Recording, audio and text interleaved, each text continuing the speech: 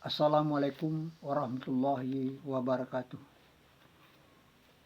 Alhamdulillahi rabbil alamin. Qala Allah Ta'ala, khalaqas samawati wal arda bil haqqi wa sawwarakum fa ahsana suwarakum wa ilaihil masir. Assalatu wassalamu ala israfil anbiya'i mursalin wa ala alihi wa sahbihi ajmain. Asyhadu an la ilaha illallah wahdahu la syarikalah wa asyhadu anna Muhammad abduhu wa rasuluhu. Allahumma shalli ala Muhammad wa ala ali Muhammad. Amma ba'du. Saudara-saudaraku, para pemirsa yang dirahmati Allah, semoga kita semuanya dalam keadaan sehat walafiat, tiada kekurangan suatu apapun. Jika ada yang sakit di antara kita, semoga segera disembuhkan Allah dan berada dalam keadaan sehat walafiat, dan diturunkan rahmat dan barakahnya dan hidayahnya kepada kita bersama. Amin ya rabbal alamin. Saudara-saudaraku, pemirsa yang dirahmati Allah, pada episode yang lalu kita berhenti pada titik ini, yaitu pada sebuah hadis yang mengatakan kulil haqqu law anna murra, katakanlah kebenaran itu walaupun pahit sekalipun. Maka selanjutnya kita meneruskan penjelasan-penjelasan dalam buku ini, yaitu masih mengenai tambahan-tambahan daripada berita Adam di surga. Maka dari itu, setelah kita uraikan segala keterbukaan, dengan segala keterbukaan, dan tidak dipengaruhi oleh rasa dan perasaan pribadi, hanya mengharapkan redonya, kita nukil ayat-ayat Al-Quran dari ayat-ayat Al-Quran, maka batallah teori yang selama ini kita pakai, bahwa pelanggaran yang dilakukan Adam di surga itu memakan buah pohon kholdi yang tidak dijelaskan apakah itu buah pohon kholdi, karena setan menamakannya seperti itu. Namun setelah kita bahas, maka kita akan dapat pengertian yang lebih jelas.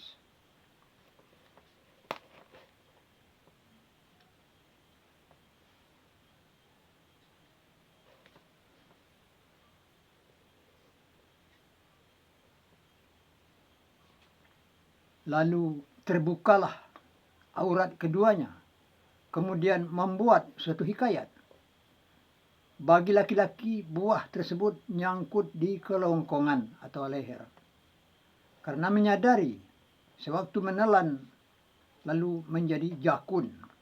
Dan bagi perempuan, karena langsung dimakan setelah habis, baru menyadari akan larangan lalu mengeluarkan kotoran setiap bulan atau haid. Dengan andai kata nenek moyang kita dulu tidak melanggar larangan, tentu kita masih berada di surga. Memang benar, andai kata tidak melanggar yang dilarang, mereka masih tetap berada di planet surga.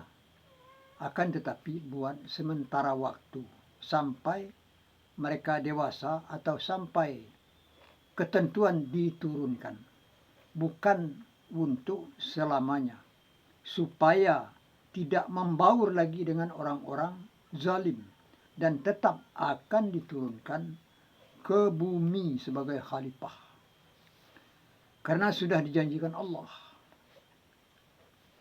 sampai benar-benar siap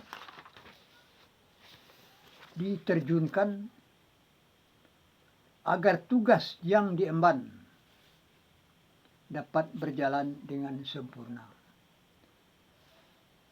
Saudaraku, pemirsa yang dirahmati Allah. Setelah kita teliti ayat demi ayat pada surat 7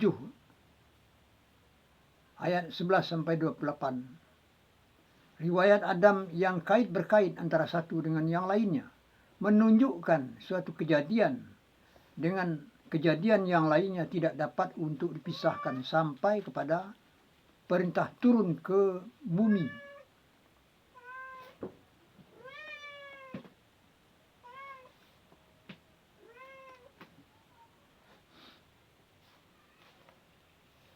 Lengkap dengan peringatan kepada keturunannya untuk waspada supaya peristiwa yang menimpa nenek moyang manusia tidak terulang lagi pada keturunan yang akan datang, berbentuk rangkaian kisah. Dari segala segi, keterangan yang kita terima dari ayat-ayat tersebut cukup jelas. Kita tinggal menilai dengan pemikiran apakah ini benar atau salah, sambil mohon petunjuk kepada Yang Maha Mengetahui, yaitu Allah Subhanahu wa Ta'ala. Firman Allah surat 39 ayat 9. Qul hal yastawil ladzina ya'lamun wal ladzina la ya'lamun innama yatadzakkaru ulul albab. Katakanlah, adakah sama orang yang berilmu dengan orang-orang yang tidak berilmu? Sesungguhnya pelajaran bagi orang yang berakal.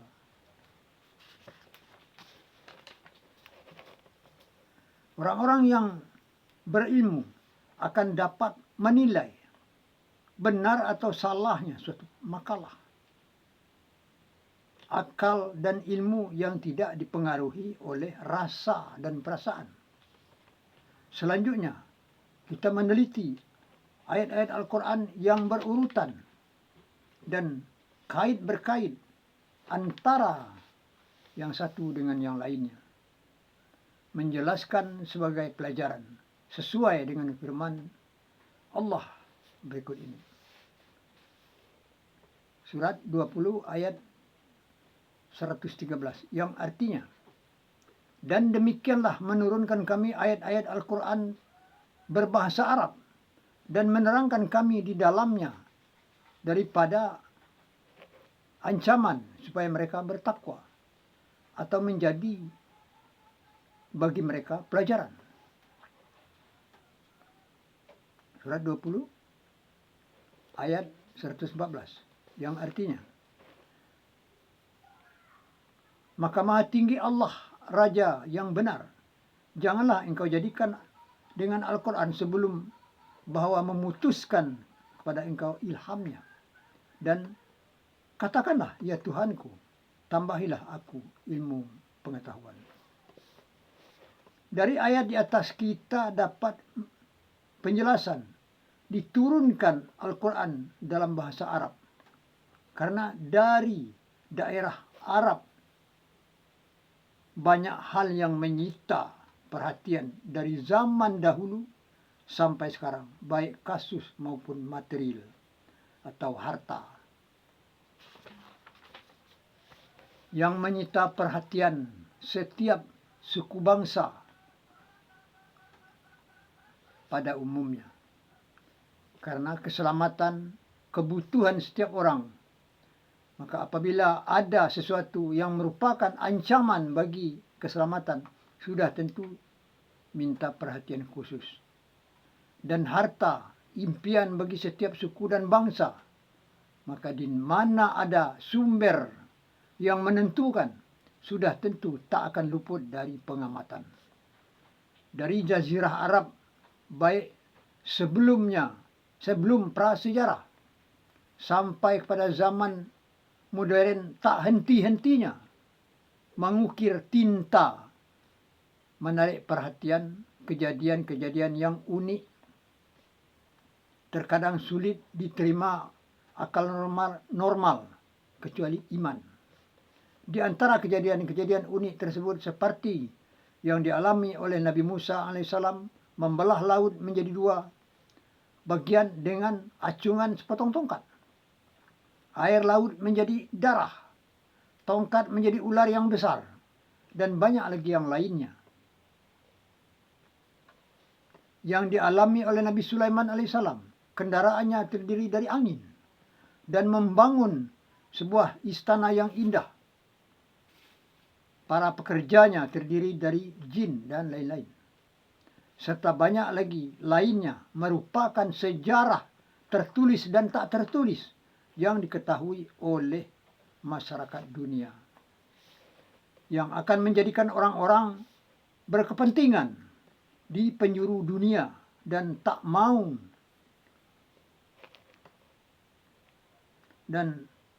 tak mau akan berusaha mendalami bahasa Arab. Inilah sebahagian penyebab diturunkan Al-Quran dalam bahasa Arab, dan banyak lagi penyebab lainnya. Bila segala sumber digali untuk menyingkapkan sejarah, bukan tak mungkin Al-Quran yang bernilai tinggi, bernilai sejarah yang tinggi, terbaca oleh mereka, oleh penduduk luar dari tanah Arab. Terjadinya pelajaran bagi yang membaca dan membimbing kepada jalan bertakwa. Maka merugilah orang-orang yang sudah ada di tangannya Al-Quran, hanya dibaca lafaznya saja, bukan menggali isinya. Sedangkan Al-Quran diturunkan bagi orang diturunkan oleh yang menguasai alam semesta, yang mengetahui sejarah dari yang sekecil-kecilnya sampai kepada yang sangat besar, tersembunyi dan yang nyata. Karena dia yang menciptakannya dari tiada kepada ada. Semuanya termaktub dalam Al-Quran. Akan tetapi janganlah menjadikan suatu makalah dari Al-Quran kalau belum lengkap dalil yang kita dapatkan darinya. Karena akibatnya menyesatkan umat. Maka dari itu, untuk mengemukakan sesuatu dari Al-Quran, ambillah pedoman darinya secara keseluruhan. Jangan hanya sepotong-sepotong, supaya tidak menyesatkan bagi diri sendiri dan apalagi bagi umat manusia. Tunggulah sampai mendapatkan jalannya dari Al-Quran, itu ilmu Allah. Cukup apabila masih merasa belum cukup, hadapkanlah diri kita kepadanya untuk mohon petunjuk. Mudah-mudahan dengan iktikad yang baik, bersungguh-sungguh, Allah akan mengabulkan permohonan sesuai dengan yang telah dijanjikan pada surat 2 ayat 186. Wa idza sa'alaka ibadi anni wa inna qaribun ujibu da'wati da'ani idza ja'ani falyastajibu li wal yu'minu bi la'allahum yashkurun. Jika bertanya hambaku tentang aku, katakan aku dekat. Aku mengabulkan doa orang yang berdoa jika dia berdoa kepadaku. Sebenarnya mudah kalau kita mau, karena Tuhan sudah memberikan jalan, tinggal yang akan menempuhnya mau atau tidak. Ayat-ayat berikut lebih memperjelas riwayat Adam tentang kejadian dan akibatnya. Surat 20 ayat 115.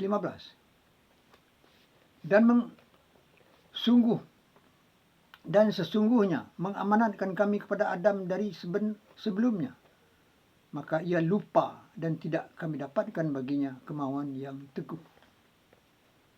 Surat 20 ayat 116 yang artinya,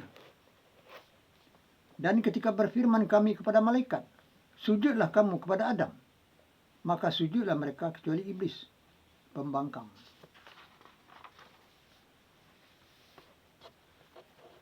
Surah 20 ayat 117 yang artinya, maka berkata kami, hai Adam, sesungguhnya ini iblis, musuh bagi engkau dan bagi pasangan engkau. Maka janganlah ia mengeluarkan kamu berdua dari surga, menyebabkan engkau susah. Ayat-ayat di atas adalah mengulangi keterangan yang lalu. Allah menerangkan bahwa telah mengamanatkan kepada Adam, yaitu sebab dan akibat sesuatu.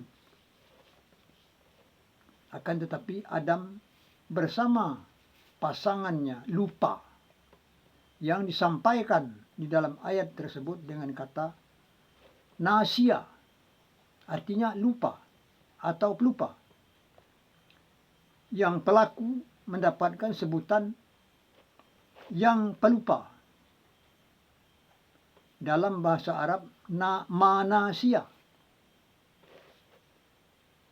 Dalam dialek Indonesia berubah menjadi manusia. Maka mulai saat itulah Adam bersama pasangannya mendapatkan sebutan manusia, yang artinya yang pelupa atau si pelupa, yang sebelumnya bernama sajarati. Dalam bahasa Arab artinya pohon. Dan Allah menerangkan bahwa tidak didapatkan bagi si pelupa tersebut kemauan yang kuat, atau si pelupa itu lemah. Maksud lemah di sini adalah daya ingatnya. Maka akankah kita tetapkan, kita mempertahankan derita kelemahan itu?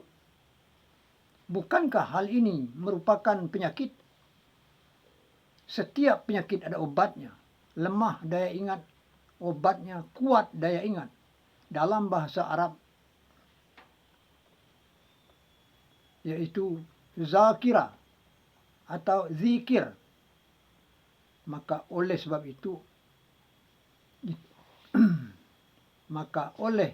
itulah Allah berfirman, "Wadhkurullaha katsiran la'allakum tuflihun."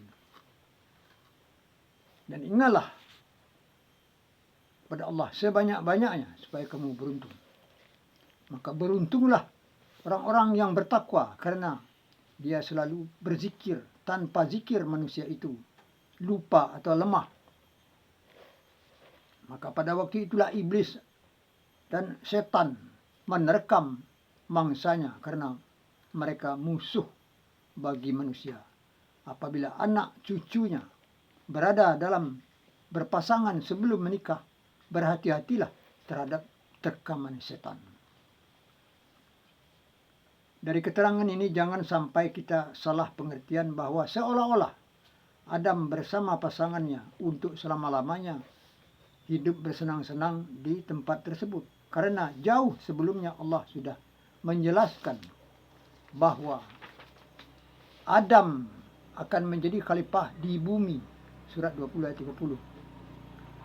Jadi bukan untuk selamanya di tempat tersebut, alias menunggu ketentuan diturunkan. Pada saat itu mereka belum dalam keadaan siap untuk hidup di bumi dengan medan yang tidak sama, karena mereka belum dewasa atau sampai benar-benar mapan, baru diturunkan ke bumi menjadi khalifah. Mereka akan dapat menanggulangi kesulitan hidup dengan ilmu yang sudah ada pada mereka. Selanjutnya Allah menerangkan apa yang dialami oleh Adam bersama pasangannya di surga itu. Surat 20 ayat 118. Sesungguhnya bagi engkau tidak akan kelaparan di dalamnya dan tidak akan telanjang. Ayat ini menunjukkan di planet surga tersebut kehidupan yang sangat subur dan tidak akan berubah gersang. Tidak mengalami musim seperti musim menabur benih dan musim panen, akan tetapi merata sepanjang waktu, tumbuh dan berbuah silih berganti dan tak putus-putusnya. Selama Adam berada di planet surga menunggu ketentuan waktu diturunkan, mereka tidak akan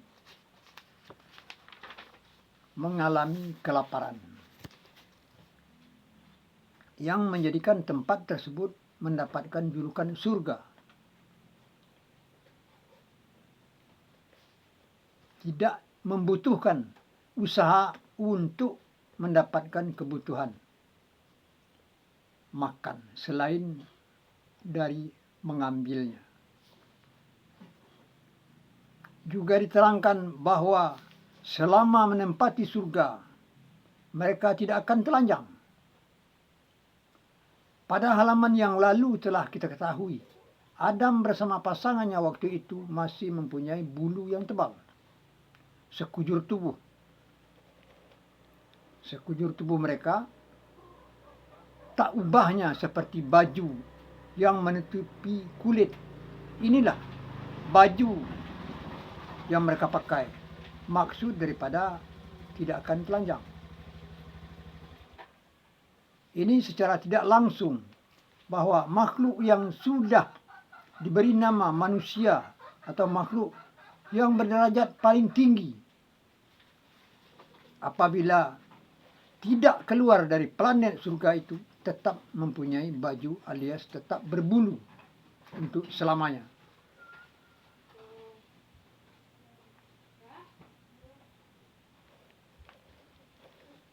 Tidak akan terjadi perubahan bentuk seperti di bumi.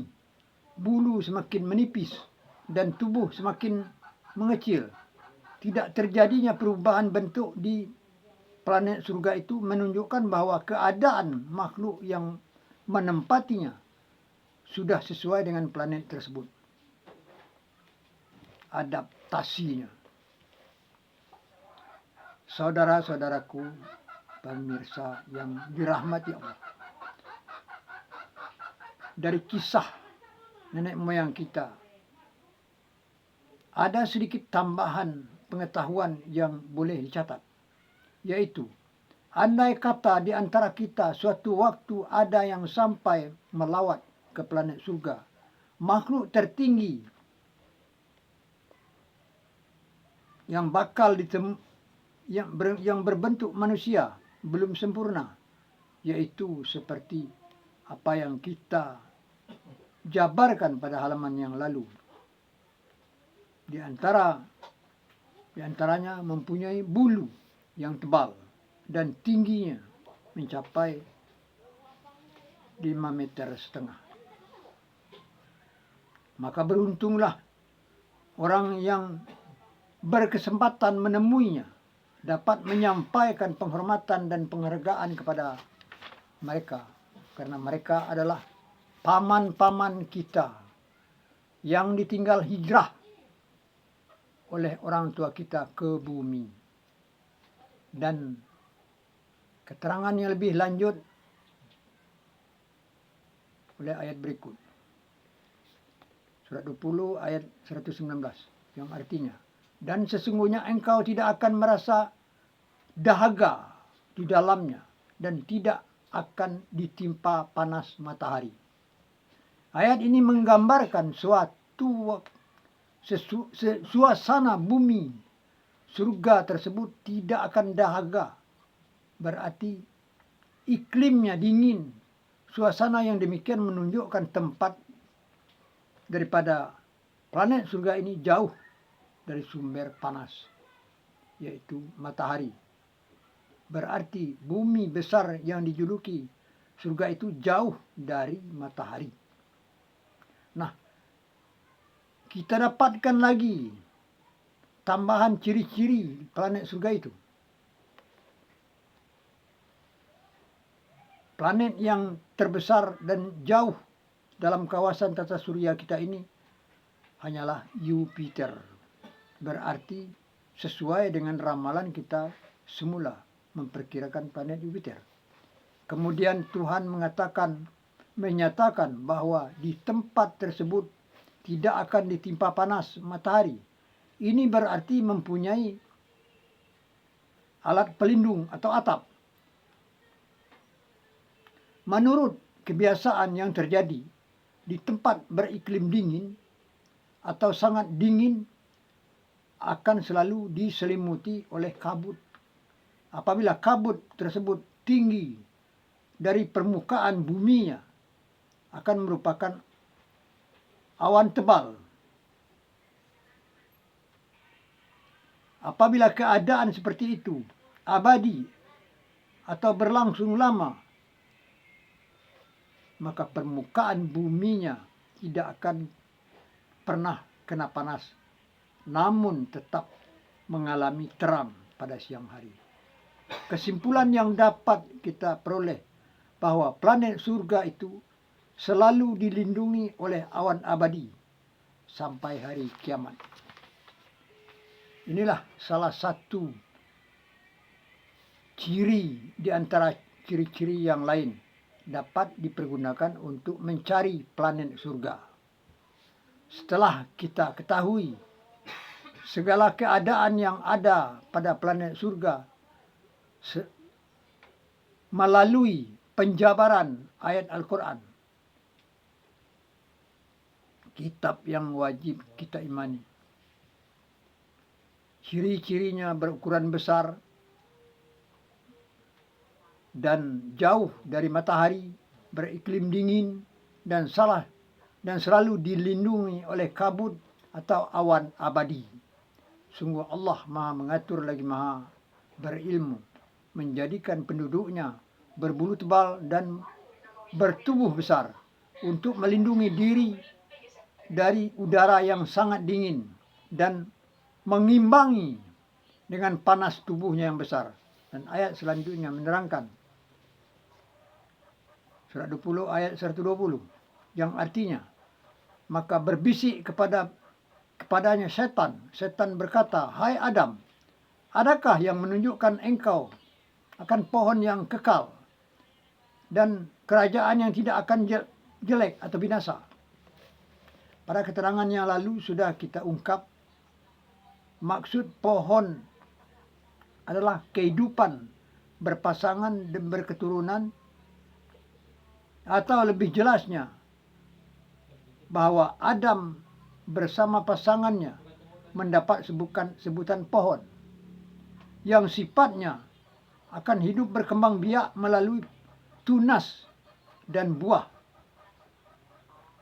Akan tetapi sekarang kita temui pula kata tambahan daripada pohon, yaitu khuldi, yang berarti kekal. Jadi berarti pohon yang kekal, berpengertian hidup berkembang biak yang kekal di planet surga tersebut. Lebih diperjelas lagi dengan keterangan kerajaan yang tidak akan jelek atau binasa. Maksudnya tidak akan keluar dari surga itu sampai kepada keturunan Adam dan Hawa. Para pura-pura memberi nasihat supaya mau melakukan apa yang dianjurkannya. Akibatnya Adam bersama pasangannya melakukan pekerjaan fahsya atau keji, melanggar larangan, dan akhirnya menerima perintah turun ke bumi sebelum waktunya. Sampaikan oleh ayat surat 20 ayat 121, yang artinya, maka memakan darinya lalu nampak bagi mereka berdua aurat mereka berdua, dan mulai menutup atas mereka berdua dengan daun surga dan mendurhakai Adam akan Tuhannya lalu sesat. Pada ayat-ayat yang sebelum ini telah terungkap bahwa dengan jelas bagi kita apa sebenarnya yang terjadi, yang diperjelas oleh banyak ayat dan juga sesuai dengan hukum alam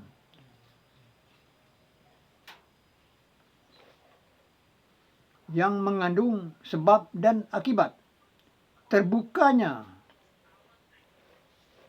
aurat tidak sesuai dengan hukum alam, dengan hukum kalau hanya karena memakan sesuatu terjadinya suatu pergerakan, maka terbukalah aurat.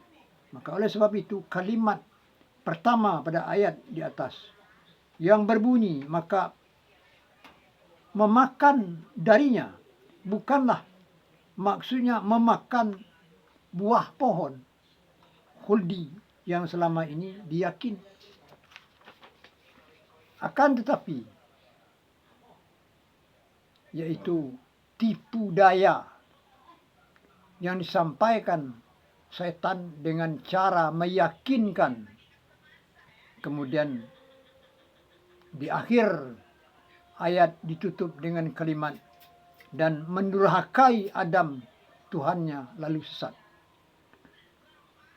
Ini sanksi daripada perlakuan Adam melanggar larangan, menunjukkan pelanggaran tersebut merupakan dosa besar. Kalau hanya pelanggaran memakan sesuatu, tentu tidak akan sampai dikatakan durhaka dan sesat, namun tetap berdosa. Kita semua dapat menilai. Peristiwa selanjutnya seperti disampaikan ayat berikut.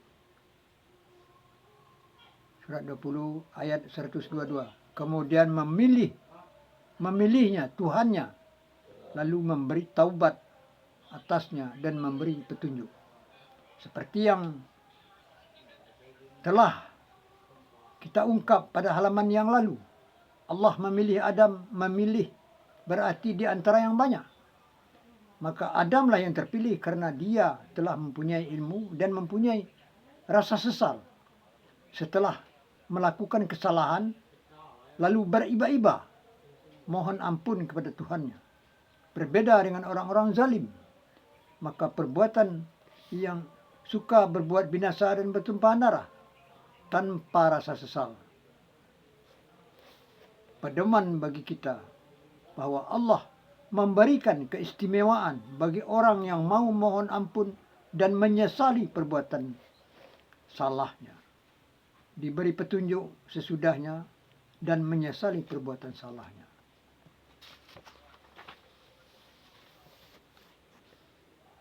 Karena akan menjalani hidup baru bersama calon pasangannya setelah dipindahkan ke bumi.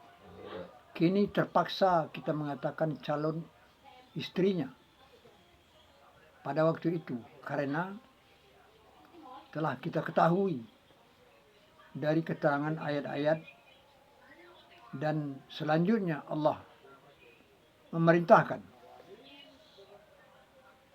Surat 20 ayat 1-2-3 yang artinya Allah berfirman, turunlah darinya semua, sebagian kamu dengan sebagian yang lain bermusuhan. Maka jika datang kepada kamu dariku petunjuk, maka barang siapa yang mau menuruti petunjukku, niscaya tidak akan sesat dan tidak akan celaka.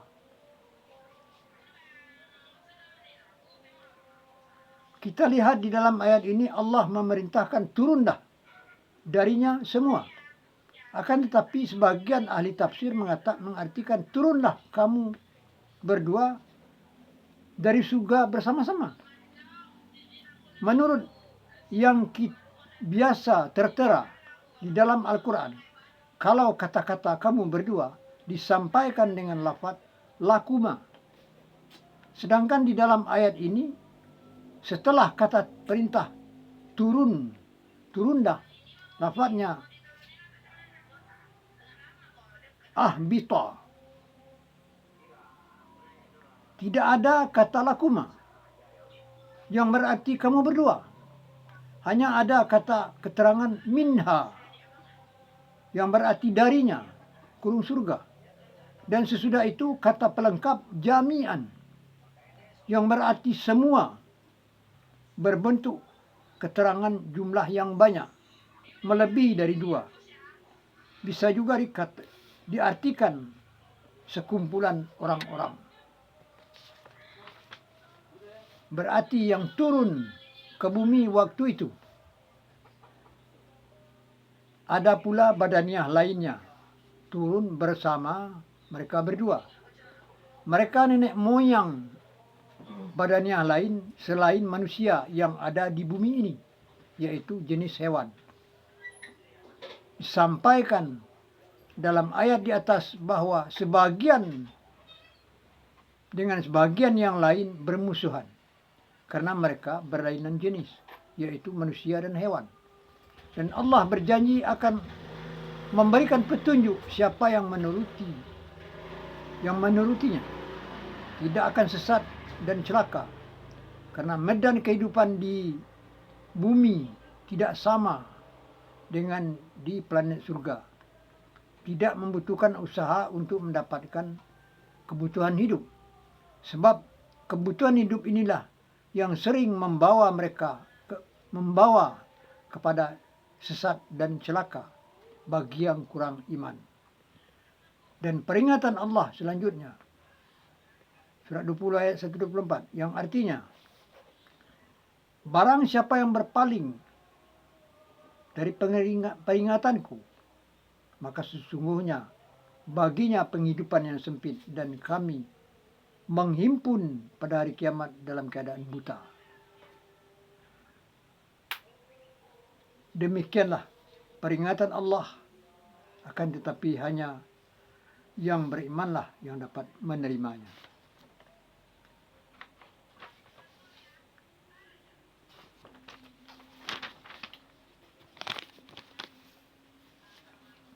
Sedangkan Al-Quran datang dari yang maha mengetahui, maka dialah yang mengetahui apa-apa yang sudah terjadi dan apa-apa yang akan terjadi.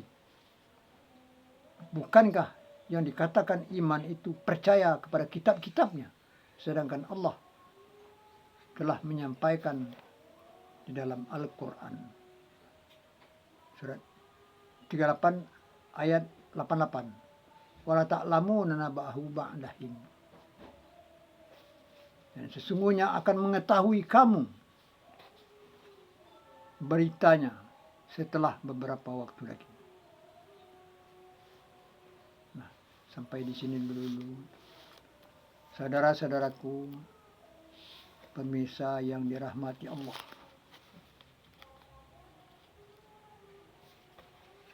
Sampai bertemu lagi di episode yang akan datang. Wassalamualaikum warahmatullahi wabarakatuh.